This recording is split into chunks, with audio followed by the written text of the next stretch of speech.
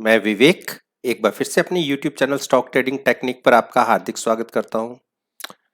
दोस्तों, उम्मीद करता हूं कि आप मेरी अपलोडेड वीडियोस को देख रहे होंगे और नेक्स्ट ट्रेडिंग सेशन यानी अगले दिन जो इन पर्टिकुलर स्टॉक्स के अंदर प्राइस मूवमेंट रहती है, आप उसके साथ मेरी वीडियोस को कंपेयर कीजिएगा और यकीन मानिए आपको बहुत अच्छे रिजल्ट्स मिलेंगे।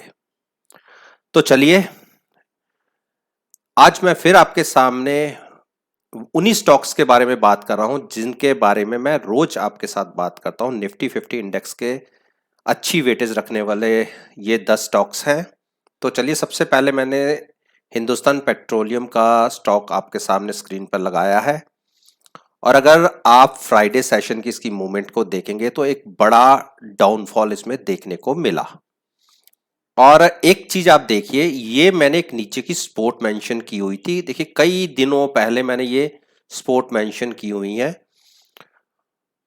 इसने जो सपोर्ट ली है बिल्कुल उसी प्राइस के ऊपर ली है, यानी 213 के ऊपर।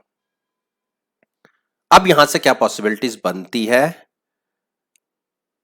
मंडे सेशन के लिए, क्योंकि अगर इस कैंडल फॉर्मेशन को आप देखेंगे, ये उस दिन जनरेट हुई है जब मार्केट तकरीबन 30 40 50 पॉइंट ऊपर प्लस हुई है। उसके बावजूद इसका प्राइस गिरा है और इसके बिल्कुल उल्टा एक दिन पहले देखिए, जब मार्केट बहुत गिरी थी तब ये अपसाइड पे गया। तो क्लोजिंग एक हम ये कह सकते हैं कि 9 दिन की मूविंग एवरेज और जो एक सपोर्ट थी उसके ऊपर आई है। नजर रखनी होगी मंडे की ओपनिंग की। किसी कारणवश हम नीचे 212 ब्रेक करके नीचे ओपन होते हैं और 2010 के आसपास जब प्राइस मूव करना शुरू करता है और प्राइस 212 के नीचे ही रहता है, तो आप देखिए इसमें एक फिर से डाउनफॉल कंटिन्यू हो सकता है जो इसके प्राइस को 204 की तरफ ले जा सकता है। और नजर रखनी होगी अपसाइड के लिए 217 की। अपसाइड की मूव तो केवल 217 क्रॉस करने के बाद ही देखी जा सकती है और वो भी 222 तक। वहां इसको एक अच्छी बड़ी रेजिस्टेंस फेस करनी पड़ेगी। अब मैं आपको एमएसीडी का चार्ट दिखाता हूं। एमएसीडी के चार्ट में धीरे धीरे आप देखिए जो बायर्स की स्ट्रेंथ इसके अकॉर्डिंगली दिख रही है, लेकिन अभी बुलिश क्रॉसओवर हुआ नहीं है, अभी कंफर्मेशन मिली नहीं है। तो जब कंफर्मेशन मिलेगी तो हम बाइंग साइड के ऊपर भी बात करेंगे। तो अब मैं स्टॉक लगा रहा हूं आईटीसी।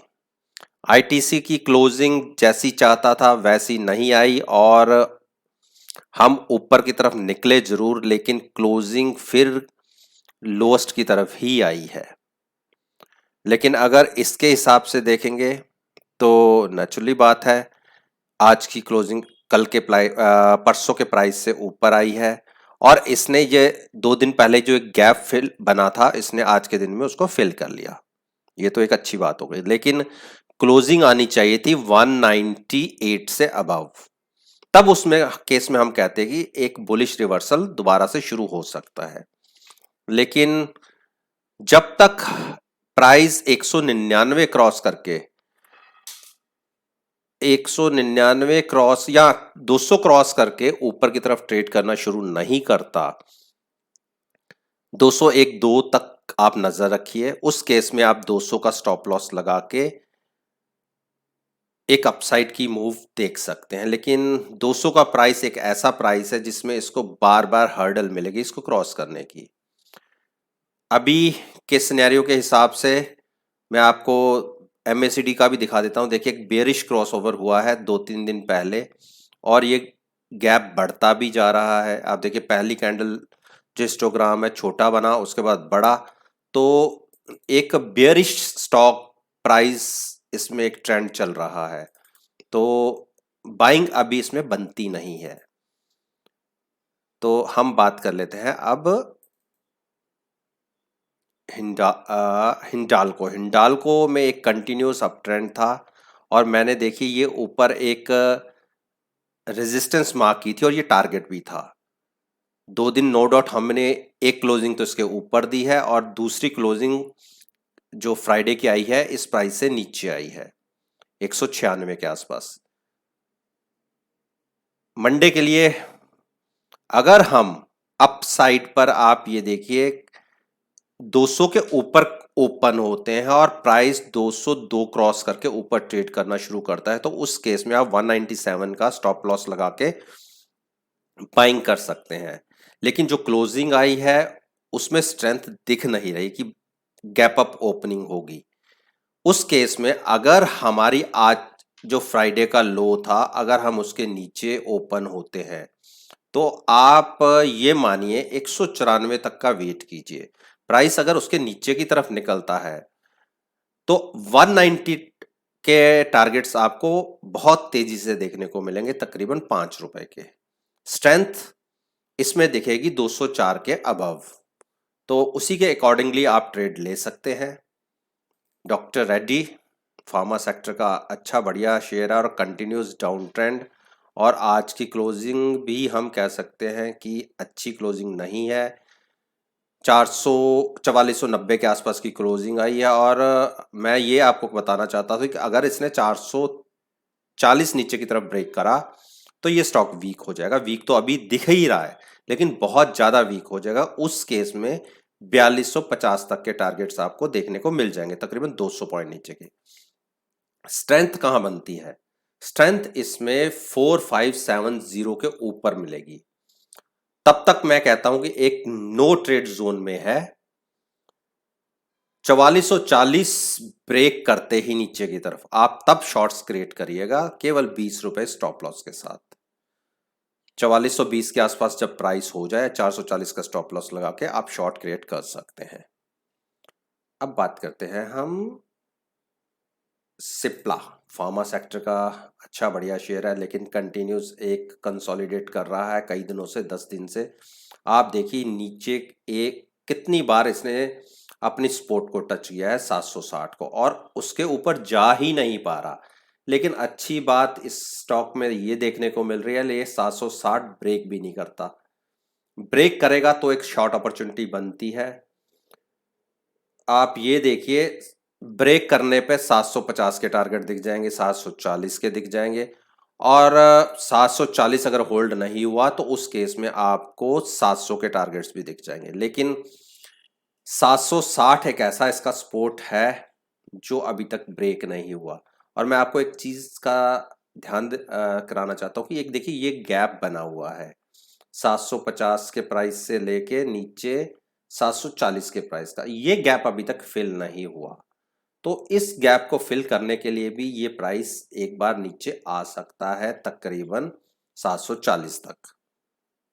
ऊपर की तरफ अभी कोई स्ट्रेंथ नहीं है, तो जब तक एक अच्छी कैंडल जनरेट नहीं होती क्लोजिंग बेसिस पे तब तक हम अपना बुलिश साइड व्यू नहीं रखेंगे, अदरवाइज बुल ट्रैप हो जाएगा। तो अब बात कर लेते हैं भारती इंफ्राटेल। एक रेंज बाउंड, हाँ कंटिन्यूस अगर यहां से देखें तो एक अप ट्रेंड में है, लेकिन जब से इस रेंज में फंसा है ये ऊपर नीचे किसी भी तरफ की मूवमेंट नहीं दिखा रहा। मूवमेंट इसमें कैसे मिलेगी? 202 क्रॉस होने के बाद 204 तक कम से कम प्राइस जाना चाहिए, आधा घंटा सस्टेन होना चाहिए। उस केस में आप 202 का स्टॉप लॉस लगा के बाइंग में बैठ सकते हैं। शॉर्ट 198 के नीचे बनेगी, उस केस में भी आप 200 का स्टॉप लॉस लगा के शॉर्ट में बैठ सकते हैं 195 के टारगेट के लिए। अब हम बात करते हैं भारती एयरटेल। भारती एयरटेल के में अपनी नीचे की जितनी सपोर्ट्स है सबको ब्रेक करता हुआ ये प्राइस नीचे की तरफ निकल गया, और जो मैंने अपनी पिछली कई वीडियोस में भी आपको बोला था। देखिए कंटिन्यूस नए लोज लग रहे हैं और मैं आपको इसका RSI दिखाता हूं। RSI देखिए तकरीबन लोएस्ट पे है। अब यहां से मैं कहूं कि शॉर्ट करना चाहिए, वो मैं अब आपको रिकमेंड नहीं करूंगा। रीजन देखिए, पीछे तकरीबन आप 7-8 महीने का देखिए, RSI जब लोएस्ट के आसपास होता है तो वहां से एक रिवर्सल देखा जाता है। हाँ यहाँ पे तकरीबन माइनस में 10 तक भी गया ये, लेकिन अक्टूबर मार्च की बात है जब इसमें काफी नेगेटिव न्यूज थी। मार्च में तो सारी मार्केट क्रैश हुई थी, तो उस वजह से ये भी लोएस्ट की तरफ गया था, लेकिन उसके बावजूद देखिए एक अप ट्रेंड, उसके बाद एक डाउन ट्रेंड, और अब बिल्कुल लोएस्ट के ऊपर प्राइस है। यहां से एक आप क्लोजिंग बेसिस पे नजर रखिएगा। क्लोजिंग बेसिस के ऊपर पिछले लो को अगर क्रॉस नहीं करता और एक ग्रीन कैंडल बनती है, तो आप ये मानिए कि इसमें एक रिवर्सल ट्रेंड होगा बुलिश साइड पे। अदरवाइज अभी इसके अंदर जो अकॉर्डिंग टू एमएसीडी है, एक बेरिश ट्रेंड ही कंटिन्यू हो रहा है। तो आरएसआई हमें कहता है कि ओवरसोल्ड पोजीशन हो चुकी है, लेकिन एमएसीडी अभी बाइंग की रिकमेंडेशन नहीं देता। तो हमें पहले क्लोजिंग बेसिस के ऊपर एक ग्रीन कैंडल का वेट करना चाहिए जो हाई वॉल्यूम्स के साथ बने। वो मैं आपको दिखाता हूं। देखिए यहां पे, ये देखिए यहां पे जब आरएसआई बिल्कुल, मैं इसको देखिए आरएसआई जब आप 30 के आसपास आया, उसके बाद जब यहां से रिवर्सल देखा गया तो देखिए कितनी बड़ी एक ग्रीन कैंडल जनरेट हुई।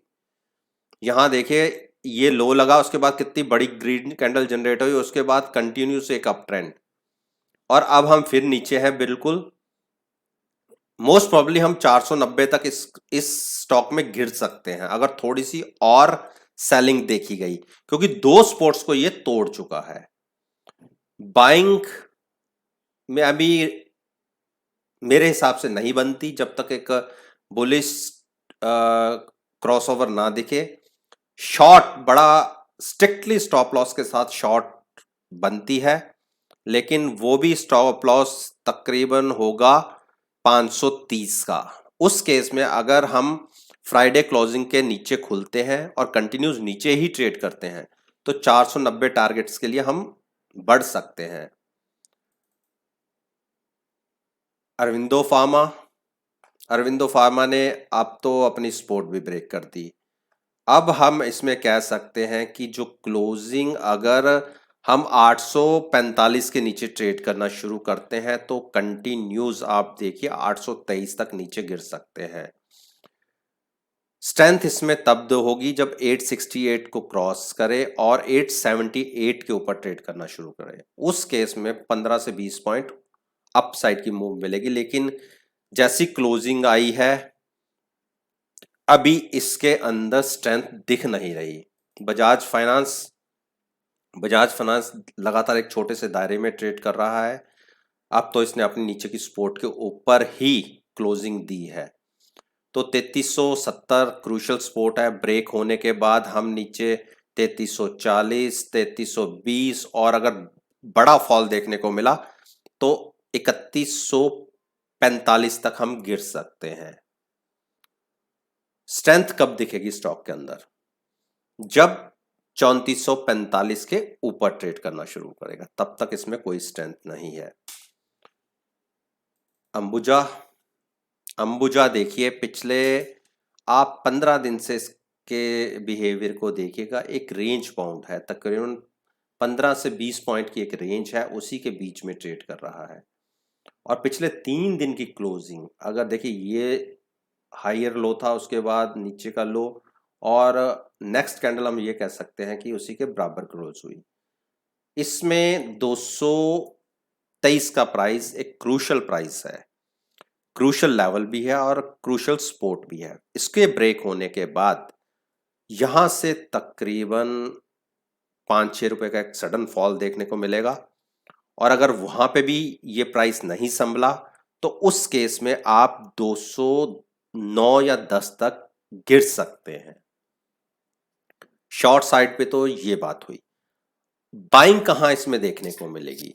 अच्छे वॉल्यूम्स के साथ अगर हम 235 क्रॉस करेंगे तो इसमें आप एक अच्छे टारगेट्स आपको देखने को मिलेंगे। अदरवाइज आप देखिए, जितनी यहां से एक प्राइस को देखिए और हाई देखिए यहां लगा, तकरीबन हम ये कह सकते हैं 186 से लेके जो 231 की, यानी 45 पॉइंट्स की जो रैली इसके अंदर देखने को मिली, इसमें से 50% कह सकते हैं कि लॉन्ग्स कवर होते हैं तो थोड़ा सा प्राइस जरूर गिरता है।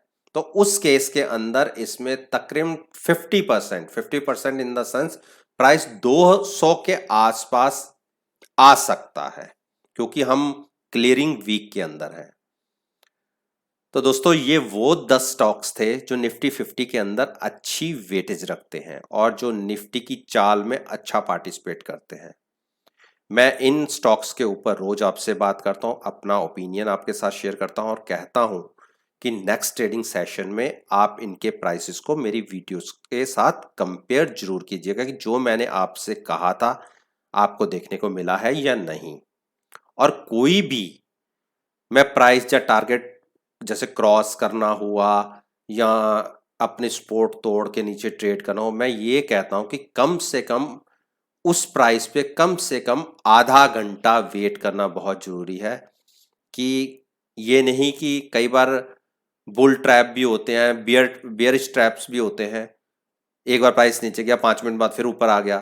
तो इन ट्रैप्स में ना फंसते हुए अपनी समझ के हिसाब से प्राइस को देखना। अगर आपको मेरी पास्ट परफॉर्मेंस एनालाइज करनी है तो आप मेरे यूट्यूब चैनल पर आइए, प्लेलिस्ट को देखिए, मार्केट में उस पर्टिकुलर डेट के ऊपर जो प्राइस रेंज रही स्टॉक की उसके साथ कंपेयर कीजिएगा और देखिएगा कि कितने बढ़िया आपको रिजल्ट्स देखने को मिलेंगे। अगर आपका कोई डाउट है आप नीचे मुझे कमेंट बॉक्स में लिखिए, मैं उसका जवाब दूंगा। और अगर वीडियो पसंद आए यूट्यूब चैनल को सब्सक्राइब कीजिए, साथ में बेल आइकन का बटन प्रेस करना मत भूलिएगा ताकि नोटिफिकेशन डायरेक्टली आप तक टाइमली पहुंच सके। और मैं आपसे विनती करता हूं कि इस वीडियो को केवल सीखने के पॉइंट ऑफ व्यू तक ही रखिएगा, सीमित रखिएगा। मैं कभी कोई एडवाइस नहीं करता कि मेरी वीडियो को देखकर आप मार्केट के अंदर कोई पोजीशन क्रिएट करें। तो दोस्तों इसी बात के साथ मैं आपसे विदा लेता हूं और एक नई वीडियो के साथ फिर से आपके सामने आऊंगा। तब तक के लिए धन्यवाद। Take care and